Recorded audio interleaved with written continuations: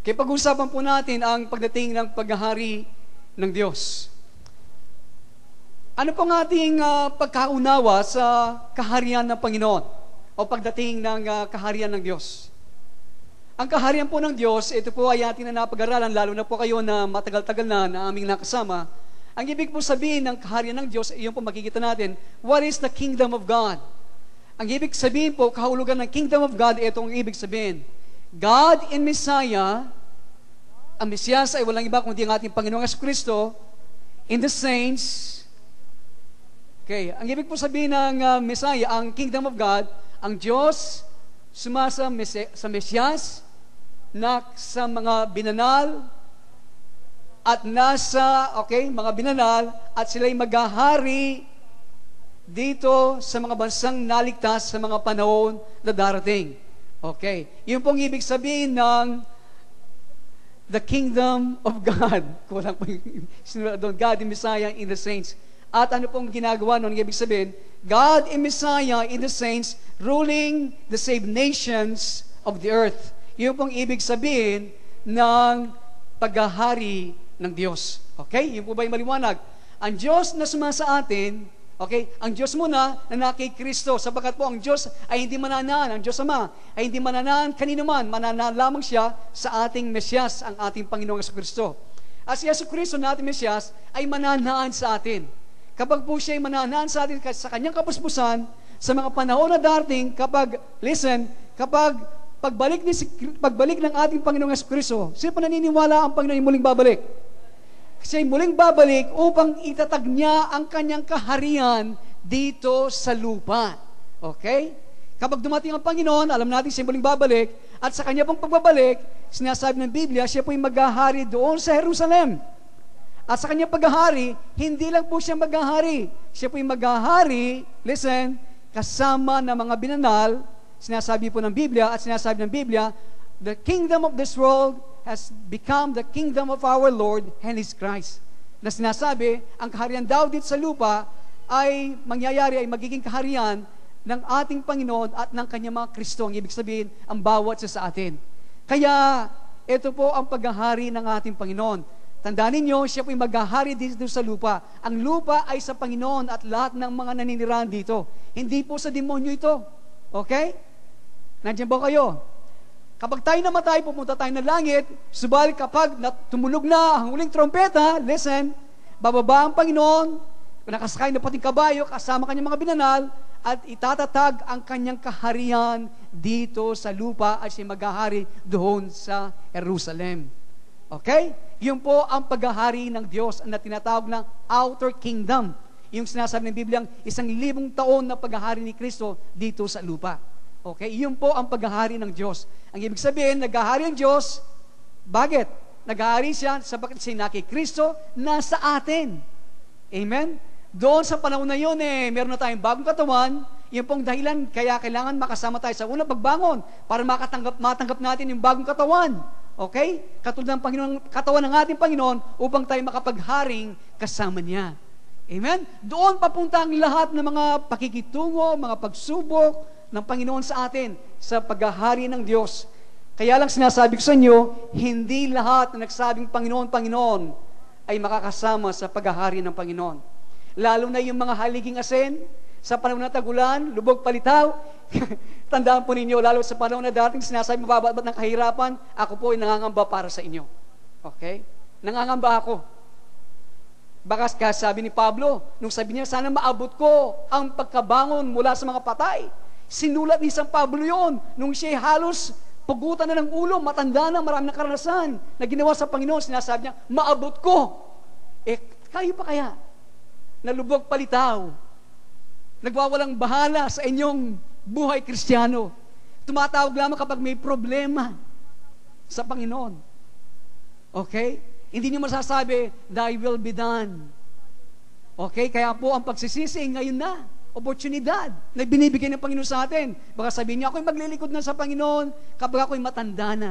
Ako'y maglilingkod sa Panginoon kapag natapos ang aking pag-aaral. Hindi kayo makapaglilingkod sa Panginoon. Hindi niyo pwedeng talagang yung buhay kapag matanda na kayo. Bakit?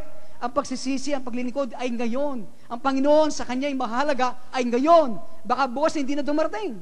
Baka bukas, hindi na kayo makapagsisi. Bakit? Matigas na ang iyong puso. Hindi ba? Matigas na. Napasin niyo ba kung lalo kayong araw-araw, hindi nagbabasa ng Biblia, hindi nag-attend ng fellowship, hindi kayo makapagpatawad, bukas makalawa eh. Ang tigas na yung puso ninyo eh. Nasasabi ko yun sapagkat nangyayari din sa akin. Hello? Ewan ko po bakit itong introduction ko, ito po nga, hindi ito ang ating pag-aaralan. Hello? Ngayon, ating pong nakita ang paghahari ng Diyos, anong kahulugan nito. At nagbigay po ang Diyos ng proseso. Listen, proseso para tayo ay makabahagi sa paghahari ito ng Diyos. Kaya, Pastor Fer, buksan po natin. Ito po ang 7 proseso. Ang 7 prosesong ito, na tinatawag natin 7 wilderness wandering. Ito po ang proseso na ang paglilibot o paglalakbay ng bansang Israel doon sa ilang. At ang 7 prosesong ito, ang siyang naghahanda sa atin upang tayo ay pagharihan ng kaharian ng Diyos. Andiyan ba kayo? So, hindi na po tayo basta na paghaharian ng Panginoon eh. Merong proseso nating dadaanan. Yan po ay ating makikita sa buhay po ng bansang Israel o ang anak ng Israel nung po sila'y naglibot, naglakbay doon sa ilang. Sino pong alam natin sino po nakakalam ng kasaysayan ng bansang Israel? Pasimula sa paglabas nila sa Egypto hanggang doon sa kanilang pagdating sa lupang pangako. Okay, yan po inapanood natin siguro paulit-ulit sa 10 Commandments, no? So, ito po ang ating mga proseso na ating dadaanin. So, ang unang proseso, listen, ay ating po makikita doon sa mga awit. Kaya buksan po ninyo yung mga Bible, mga awit, 105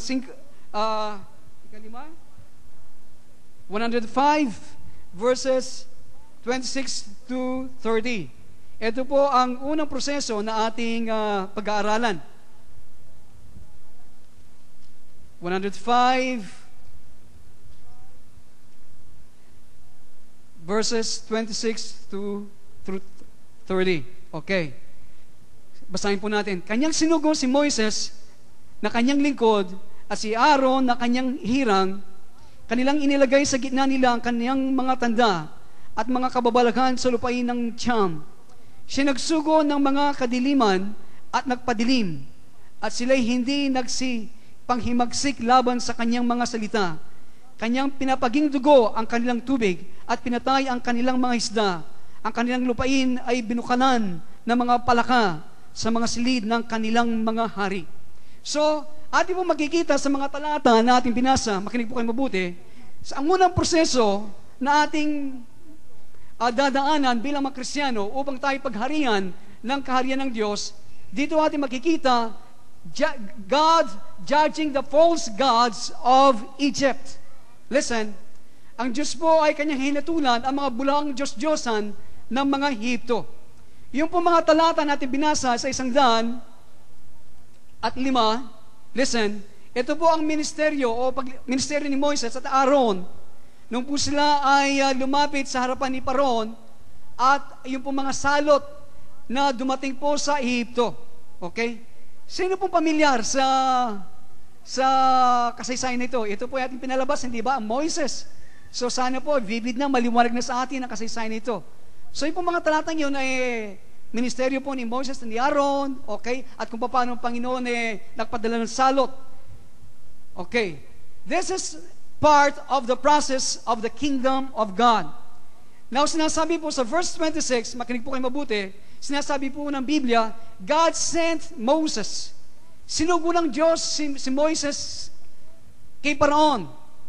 Kaya mga kapatid, listen carefully. Upang maging epektibo tayo sa ating ministeryo, tandaan ninyo, gaya pong last Sunday, ang bawat isa sa inyo ay merong ministeryo. Hindi ba? Yung pong ating pinag-aaralan sa mga cell group natin, yung bawat isa sa atin, okay, babalikan ko po, no? Hindi ba kailangan may 2 tao na dapat ilagay ng Diyos sa ating puso, na ating idalangin, sa kanilang kaligtasan araw-araw, okay? At tayo manalangin sa Diyos na tayo dalhin sa mga tao na kanyang pinakikitunguan. Okay? Gumawa tayo ng pamaraan, mag-build tayo ng relationship sa kanila, makipagkaibigan, hanggang sila maidala natin sa ating Panginoong Kristo. I-review po natin yan sa susunod na mga linggo. Kaya lang, kailangan meron na kayong mga target people na araw-araw idinadalangin nyo sa Panginoon para sa kanilang kaligtasan. Okay? Andiyan ba kayo? Kaya ito po, meron kayong ministeryo ang bawat sa atin sa iglesia ito. Hindi nyo masasabi, si pastor lamang, ang mga manggagawa. No! Ang lahat ay merong ministeryo. Kaya lang, para maging epektibo po tayo sa ating ministeryo, kailangan tayo po isinugo ng Panginoon. Okay? Kailangan wag tayong mauna. Wag tayong mauna sa Panginoon. We must be in the attitude of prayer. Lagi tayong nandyan na dumadalangin sa Panginoon. Hindi po yung passivity, no, sinasabi ng Biblia.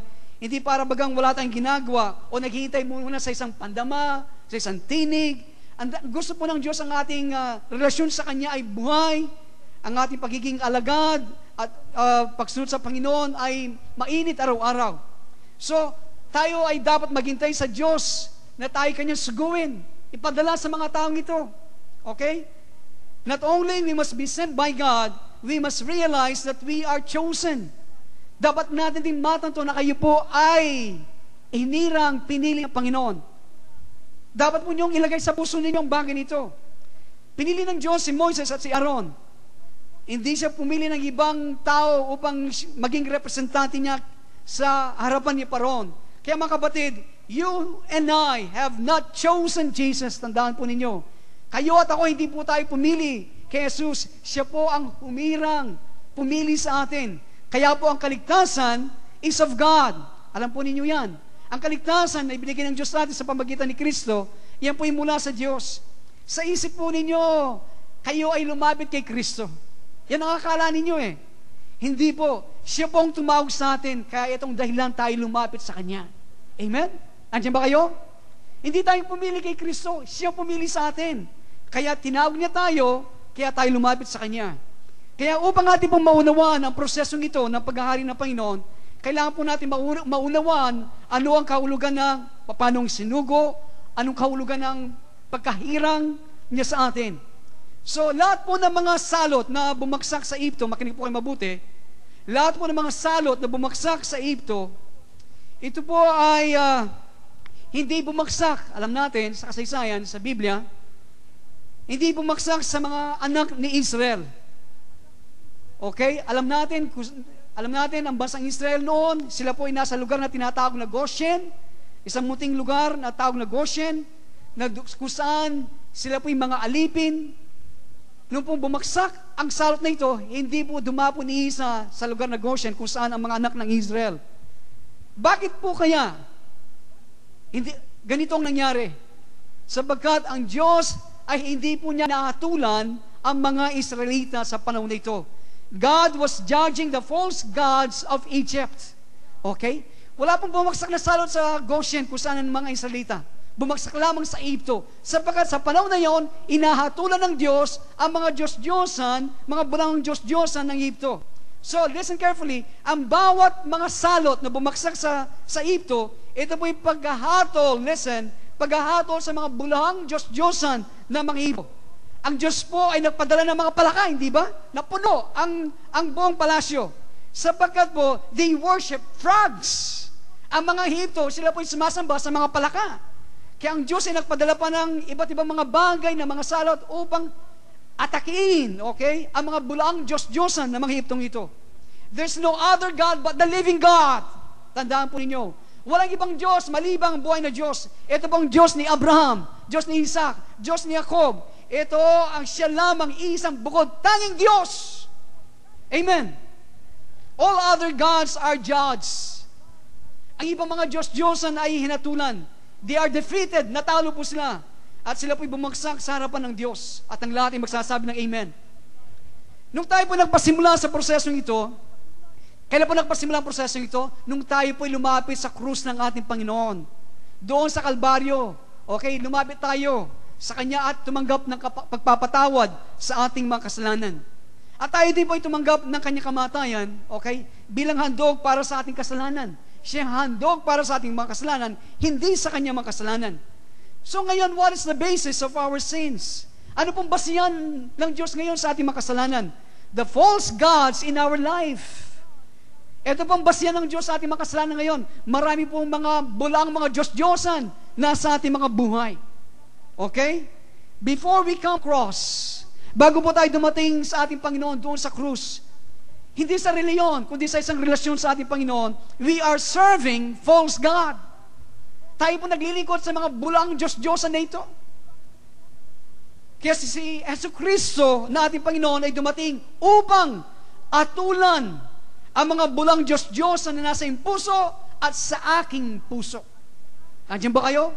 Siya dumating upang atulan ang mga bulang Diyos-Diyosan na yan, so that they may be broken, that we may serve only the living God, para mawasak ng Diyos ang mga bulang Diyos-Diyosan na yan at ating mapaglingkuran lamang ang buhay na Diyos. Sa Amerika po, ito ay nasabi ko, no? Sa na-preach namin sa isang sa UBC 12. Minention ko po doon ang 5 Diyos-Diyosan na sinasamba ng mga Amerikano. Maging American Christians ay sumasamba po sa mga 5 Diyos-Diyosan na ito. Okay. The Americans, sinasabi po, ito sinabi naman nila, lalo ng ating mga bisita, they're serving these 5 gods every day, araw-araw. Kaya mga kapatid, kahit daw mga Kristiyanong mga Amerikano, sinasamba nila mga bulang Diyos-Diyosan na ito. Kahit na kapag sa linggo, nagtaas ng kalamang kamay, nagsasabi ng hallelujah, okay? They're still serving this false God. Ang isa sa mga false God o mga bulang Diyos-Diyos na ito sa Amerika at dito rin na sa atin sapagkat tayo number 1 imitator nila, okay, ay ang salapi, pera. See, Jesus said, you cannot choose to serve God or mammon. Hindi mo pwedeng pagsamahan na paglingkuran sa salita ng Panginoon. Ang binigyan lang pangalan ng ating Panginoon ay ang mammon, ang pera. Kaya, there's a false God behind the love of money. Meron pong bulang Diyos-Diyosan, no? Sa likuran po ng pagsamba sa salapi. Americans, sinasabi nila, they are after the love of money. Sobra po ang pag-ibig nila sa pera. Alam natin, ang pag-ibig sa pera, itong ugat ng lahat ng kasamaan, at ito rin ay isang bulang Diyos-Diyosan. Napakadali po na magatay ng church, makapal ang ating mga pitaka, hindi ba? At hindi natin lalabas tayong makapal pa rin ang ating mga pitaka. Hindi natin nadama ang Diyos sa loob ng gawain sapagkat makapal pa rin ang ating mga pitaka. Okay? Alam niyo, dahil sa false God. At si Jesus ay dumating upang hatulan ang bulang Diyos niyan. If we are worshiping this God, we must repent. Dapat tayong mangagsisi. Isa pa ang bulang Diyos-Diyosan ng Amerika ay tinatawag po nilang violence, karahasan. Ang karahasan po ay sinasamba sa Amerika, sa telebisyon, sa kanilang musika. Sinasabi po, meron daw musika ngayon na usong-uso sa Amerika, at ngayon dito na rin sa atin, araw-araw pinatutugtog, at ito'y pinakikinggan, kahit na po lalo na daw dito sa atin, nadinig nila. Ang mga rock music na ito is about being violent to women. Mga rock music, itong awit na inaawit, sinasayaw pa ng mga Kristiyano. Ang laman nito pagiging violente sa mga babae, okay, pagpatay sa mga pagbaril sa mga pulis, patayan, at iba pa bang klaseng mga karumal-dumal at makarasan ng mga bagay na sinasayawan ng mga Kristiyano. Ito po ang Diyos ng kaharasan. And Jesus comes to judge that God. Pangatlong, another false God in America is entertainment. Because they have so much money, napakarami nilang salapi, konting trabaho lamang kailangan nila, at maghapon, ang kanilang ginagawa, naghahanap para sila ay ma-entertain. Sa music, sa video, sa television, lahat ng klase mga bagay, sa computer, sa internet. When this moves our lives, tandaan po ninyo, kapag ang mga bagay na ito ang siyang nagpapagalaw ng ating mga buhay, ginugugol mo ang iyong buong panahon sa entertainment, then you are serving a false God. Kung gayon, ikaw ay sumasamba sa isang bulaang at hindi totoong Diyos. Can we play basketball, mga kabataan? Of course, naglalaro po kami basketball. But not the whole day long. Hindi po maghapon. Hindi po tayo pwedeng manood ng television 8 oras sa maghapon, watching television, naglaro ng liga, nanonood ng liga maghapon. When we do these things, we are worshiping a false God. Kapag lahat ng panahon mo ay binibigay mo doon, sinasamba natin ang mga bulaang Diyos-Diyosan na ito. And Jesus Christ wants to deliver us from that. Nais ng Panginoon na tayo piligtas niya sa mga bagay na ito. Another god in America, lust, pita ng laman. Makikita mo sa mga pelikula, sa television shows, sa mga telenovela, all the books, computer, they focus on this God. At maraming mga Kristiyano ang nahulog sa patibong na ito. Nahulog sa pornography and immoralidad. Number 5, another God of America is the God of witchcraft. Witchcraft is a false God. Ang pagkukulang, aswang, okay? Ano man ito po ay isang Diyos-Diyosan, bulang Diyos-Diyosan. At araw-araw po sa Amerika, ito ay kanilang ni-welcome. Ang sorcery, ang pagkukulang, ang mga aswang-aswang na ito. Bakit po? Sa pamagitan po ng relihiyon na pumapasok dito. Okay? So, ito rin po natin makikita sa mga computer games, movies, kay Harry Potter. Ang mga Kristiyano po ay dapat hindi huwag manood ng mga Harry Potter movies. Bakit po? Ang Harry Potter, ano yan? Ang niluwalhati ay ang pagkukulam, witchcraft. At sino ang kanilang tinuturuan? Ang ating mga anak, hindi ang mga matatanda. Hello? Nandiyan po kayo? And God makes judgment on this false God. Ang Diyos ay gumagawa po ng paghahatol sa mga bulang Diyos na ito. When we come to Christ, kapag po tayo ay lumapit kay Kristo, sino po lumapit na kay Kristo? Hindi ba ipapakita niya ang ating lumang pagkatao, ang ating lumang buhay, at mga bulaang Diyos na ito? At gusto niya itakwil natin ang mga Diyos na ito. Iyan ang pasimula ng kaligtasan. This is the basis of salvation. God must judge these gods in our life. Kailangan ng Diyos na hatulan ang mga Diyos na ito. At sa pananaw po ng Panginoon, listen, sa pananaw ng Panginoon, lahat ng ito ay tapos na. Ang tanong kaya sa ating kayang pananaw, in our view, tapos na kaya ang mga Diyos na ito? Naatulan na ba? Niyurakan na ba natin sa ating mga paa ang mga Diyos na ito? Okay. Pangalawa, crossing the Red Sea. So alam po natin, basahin po natin ito sa Psalm 106. Hello? Nandiyan ba kayo? Psalm 106, verses 9 to 12. Kanyang sinuway naman ang dagat na mapula at natuyo. Sa gayon, pinatnubayan niya sila sa mga kalaliman na parang ilang. At iniligtas niya sila sa kamay ng nagtatanim sa kanila at tinubos niya sila sa kamay ng kaaway. At tinabunan ng tubig ang kanilang mga kaaway. Walang nalabi sa kanila kahit isa. Na magkagayon, sinampalatayanan nila ang kanyang mga salita. Inawit nila ang kanyang kapurihan. So after the plagues, pagkatapos po ng mga salot na bumagsak sa bansang Egypto, dumating po ang anak ng Israel na kailangan tumawid sa dagat na pula. Alam po natin kasaysayan, gaya ng aking nasabi, from God's view, these gods in our life has been judged. Okay? Sa pananaw po ng Panginoon, sa paningin ng Panginoon, okay, ang mga Diyos-Diyosan na nasa ating mga puso at buhay, yan po ay nahatulan na. Listen carefully. But because Satan is the enemy of God, dahil po si Satanas ay kaaway ng Diyos, listen carefully, si Satanas ay kaaway ng Diyos, ngayon, nais makita ni Satanas kung tayo po ay talagang seryoso, okay, sa Diyos. Iyan po ang kanyang gagawin.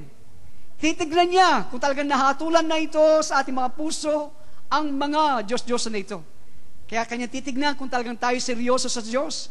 Kaya kayo lamang ngayon natitimbang ninyo kung talagang kayo seryoso sa Diyos Kaya, ano po ang kanya ginawa?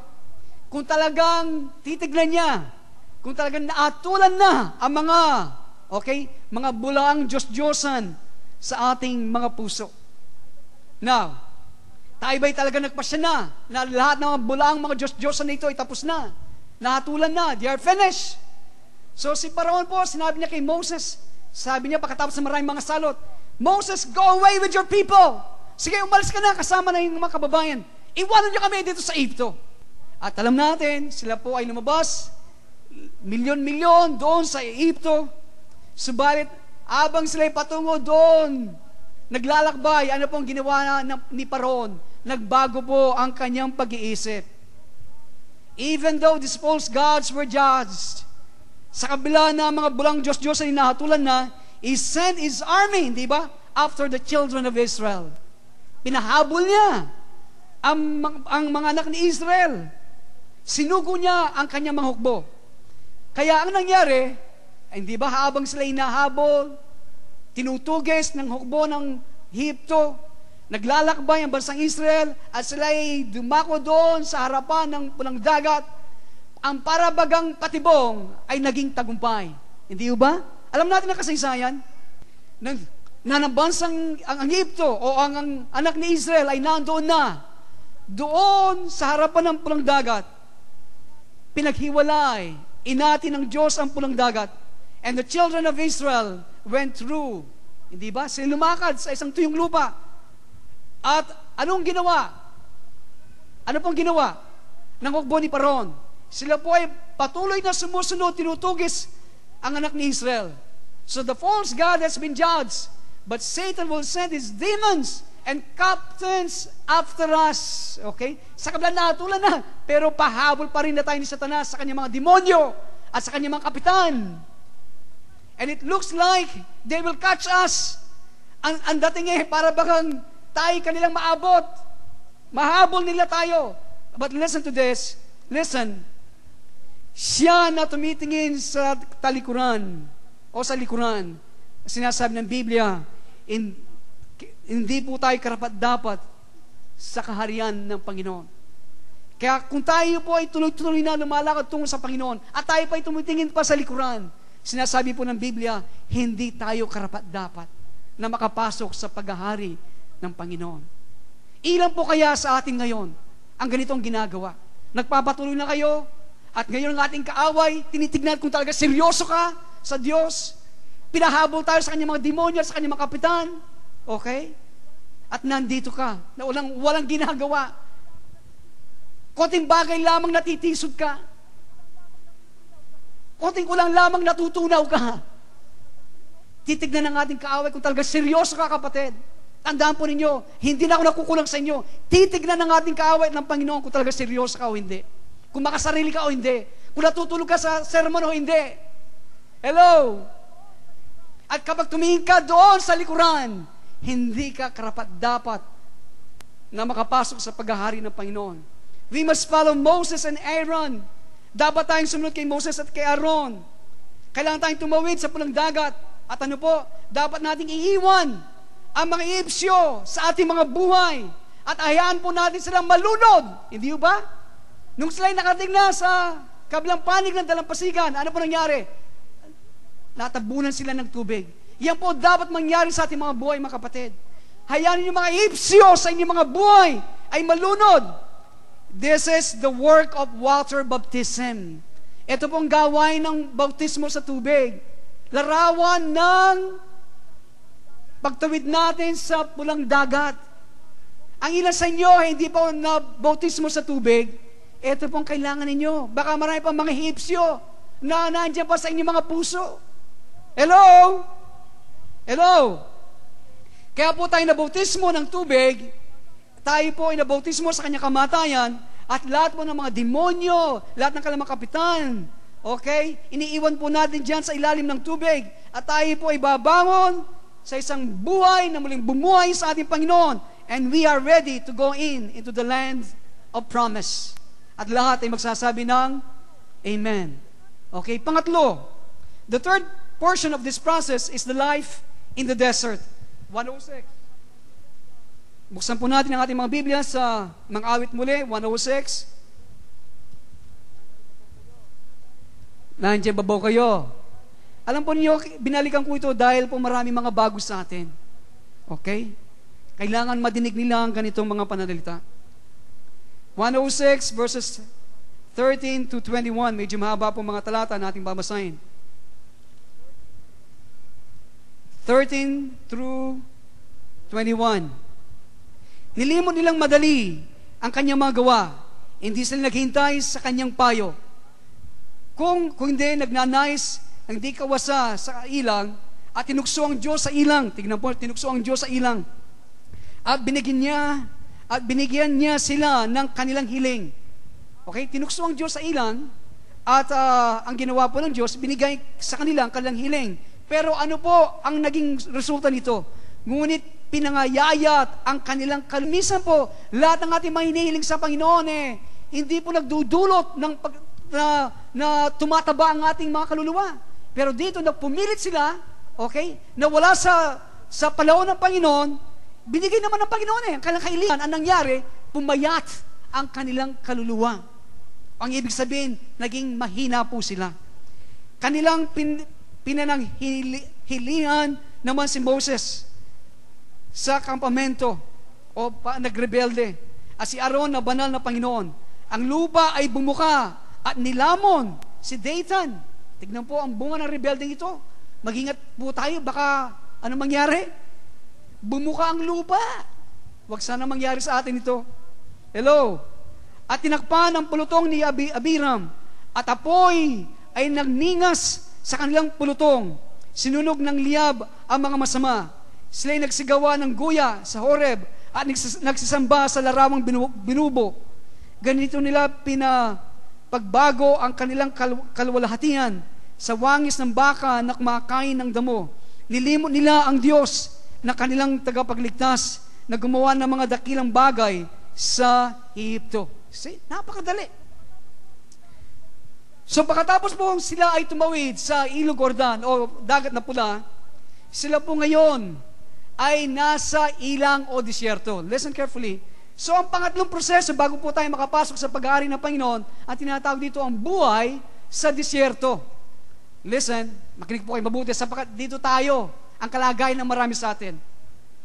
Ang bansang Israel, as soon they came into the desert, sa panahon pong, nung pong sila pagdating nila sa ilang o disyerto, makinig po kayo mabuti, no?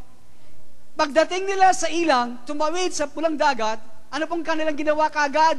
Nagreklamo at nagbulong-bulungan.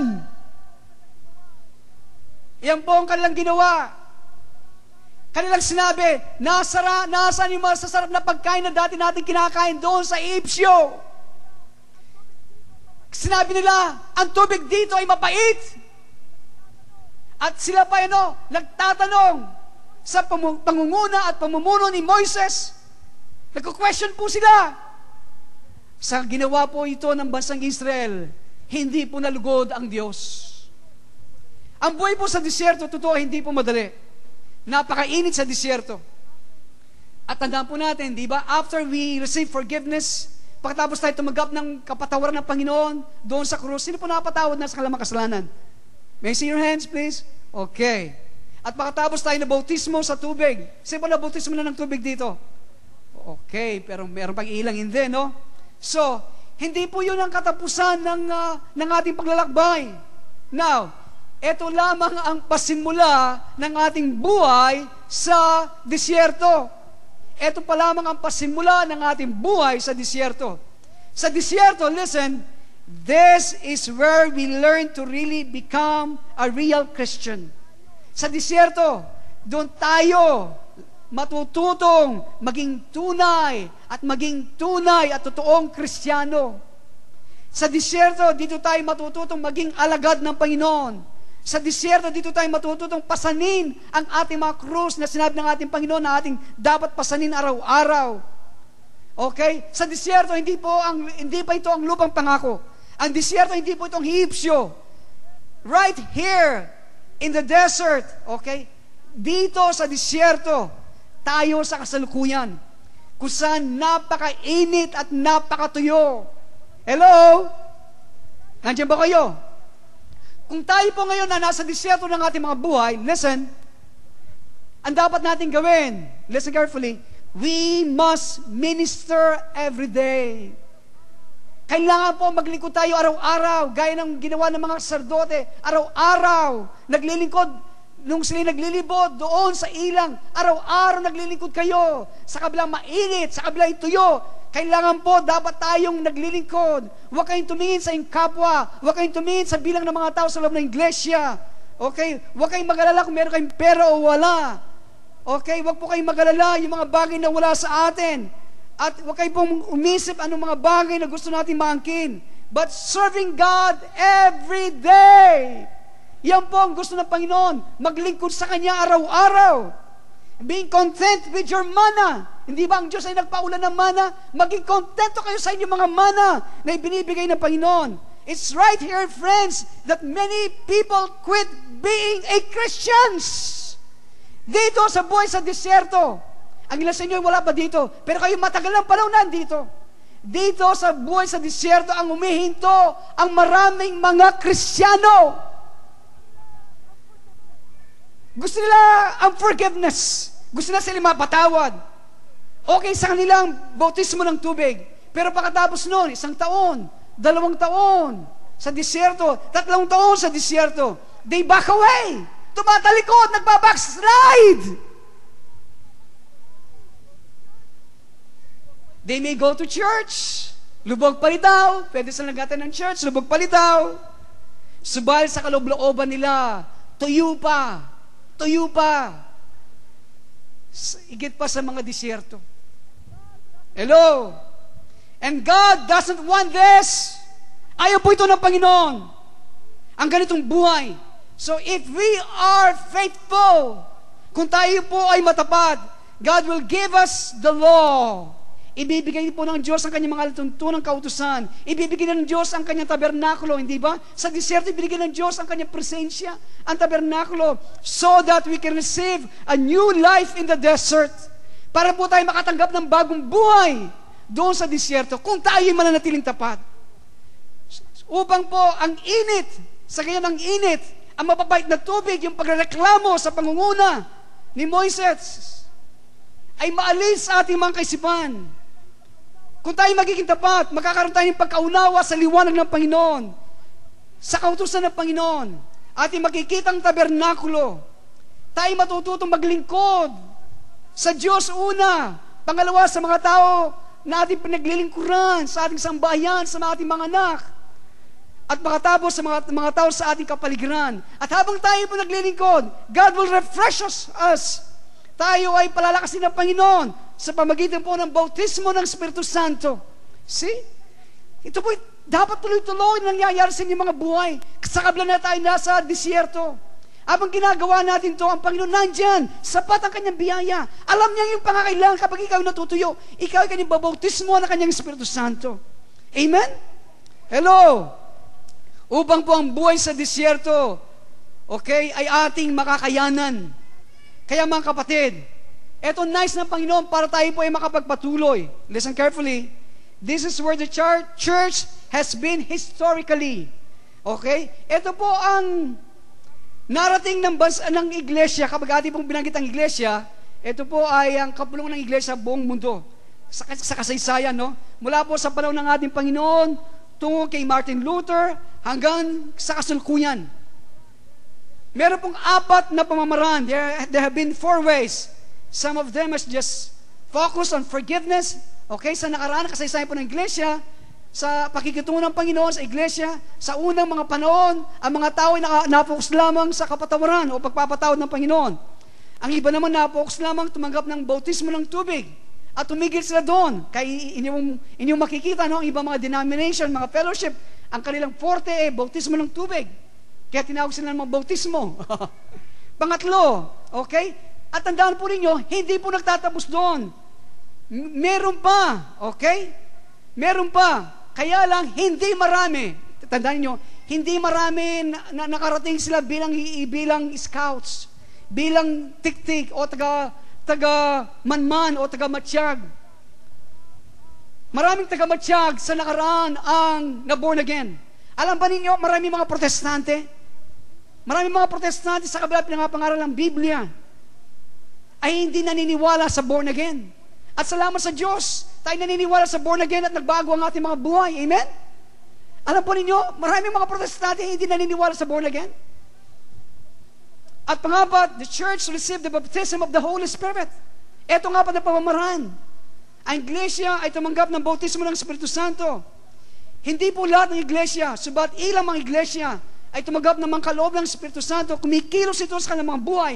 Hindi lang kadami sa gusto natin na mangyari, but they are operating. This is 4 ways. Okay? 4 na pamamaraan. Ang tanong ko po, how many ways are there? Ilan bang pamamaraan ay binigyan ng Panginoon? 7. Tapos na yung 4. Ano yung 3 huli? What are the last 3? When will they take place? Kailan ba magaganap yung 3 huling ito? Kailan ba magaganap? Mga kapatid, they take place today. Ang 3 huling yan na binabanggit natin sa kasalukuyan ay nagaganap na ngayon. Ngayon. Hello? Now is the day of salvation. Ito ang araw ng kaligtasan. Ngayon, ang araw ng kaligtasan. Kaya tayo po tinatawag ng Diyos na maging tagamanman, tagamatiyag. Ang ibig sabihin po niyan, kailangan tayong manguna sa kubo. Kailangan tayong mauna sa iglesia para makita natin ano ang gusto ng Diyos na ating dapat gawin. Amen? Meron pong nauna sa ukbo ng Panginoon mga tagamanman, mga espiya, upang sila'y mamanman, magmatsyag sa lupain pangako.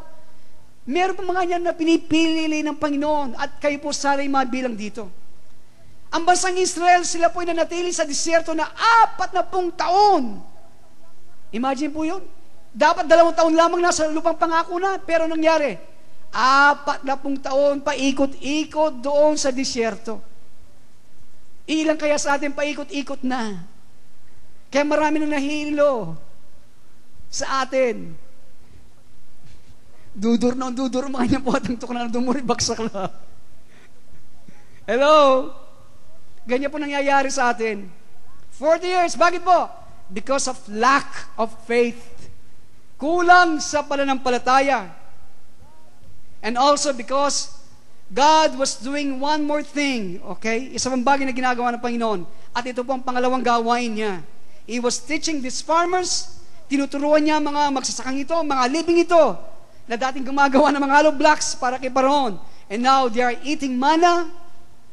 Mga babae, mga lalaki, is teaching them to become an army of God. Ito po ang dahilan. Tinuturuan niya mga magsasakang ito, mga alipin, upang maging hukbo ng ating Panginoong Jesucristo. Kaya ngayon po, nais ng Diyos na matingin ang kanyang paghahari sa ating mga puso at sa ating mga buhay. At nakita natin ang proseso kung paano ito nagpasimula sa ating mga buhay. Ang aking dalangin sana, huwag lang pumasok dito, manatili dito. Panginoon, ako'y magpapatuloy. Yan ang hinahanap ng Panginoon sa inyo. Amen? Kaya sa mga prosesong ito natin napag-usapan, saan na kaya tayo mga kaibigan? Saan na kaya tayo? Tayo ba'y lumapit na doon sa krus? Napatawad ang ating kasalanan? Nahatulan na ba yung mga 5 Diyos-Diyosan sa ating mga puso? Sabi natin sa Panginoon, yung mga 5 Diyos-Diyosan na yan, hinatulan ko na, tinatakwil ko na sa aking puso. Yan ay kailangang madinig ng Panginoon at ang spiritual na kaharian. Kailangang madinig ito ng mga demonyo at mga kapitan ni Satanas. Okay? Sa ating bibig. Tapos nito, Panginoon. Pero sinasabi ninyo na, Panginoon, dapat kong gawin ito, pero, subalit, hindi ko pa kaya. Ang ginagawa mo, sinasakal mo ang iyong leeg. Ang gagawin po ng mga demonyo, nakikita nila, meron ka pang pero, meron ka pang subalit. Ang kanilang ginagawa, eto, ang Kristiyanong ito, lubog, palitaw, hindi seryoso, rebelde ito.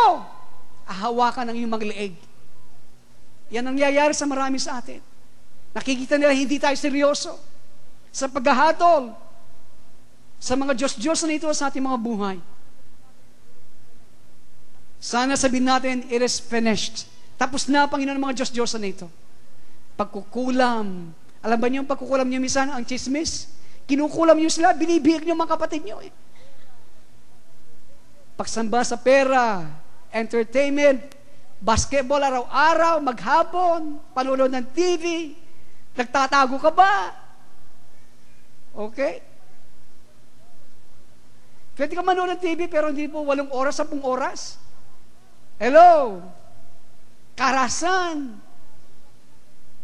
Ano pa? Napag-usapan natin. Hello? Nandiyan ba kayo? Ano pa? Ano po? Ano po? Hindi ko nadidinig. Pita ng laman. Ano pa? Wala na. So sana po, sabihin natin sa Panginoon, they're finished, Lord. Hinatulan ko na mga ito. At pagkatapos mo, tumawid tayo sa mapulang dagat. Amen? Bautismo ng tubig. Malunod ang mga kapitan, ang hukbo ng Paraon sa ating mga buhay. Amen? Iwan natin doon ang ating lumang pagkatao. Pagkatapos ang buhay natin sa disyerto. Doon natututo tayong maging tunay, totoong mga Kristiyano. Amen? Hello? Type mo lang natin manalangin.